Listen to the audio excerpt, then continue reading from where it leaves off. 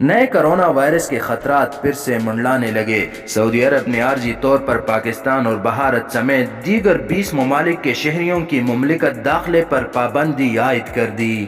گزشتہ ایک ہفتے سے سعودی عرب میں کرونا وائرس کے بڑھتے ہوئے کیسز کے بعد سعودی کابینہ اور وزارت داخلہ مختلف امور کا جائزہ لے رہی ہے۔ اس سلسلے میں سعودی عرب نے بدھ 3 فروری سے نئے کرونا وائرس کے پھیلاؤ کو روکنے کے لیے پاکستان، ترکی، انڈیا، عرب امارات، مصر، لبنان، جاپان، اٹلی، برازیل اور فرانسیسیوں کی مملکت داخلے پر پابندی عائد کر دی ہے۔ سعودی وزارت داخلہ کی جانب سے جاری کردہ بیان کے مطابق سعودی شہریوں، سفارتکاروں، صحت کے کارکنوں اور ان کے اہل خانہ کے سوا تمام افراد کے سعودی عرب آنے پر عارضی طور پر پابندی عائد ہے۔ اس پابندی کا نفاذ بدھ 3 فروری 2021 کو رات 9 بجے سے شروع ہو گیا ہے۔ یہ تھی اب تک کی اپڈیٹ۔ سعودی عرب سے مصدقہ خبروں اور درست معلومات جاننے کے لیے اس چینل کو سبسکرائب کر کے بیل آئیکن کو دبائیں۔ اللہ حافظ و ناصر۔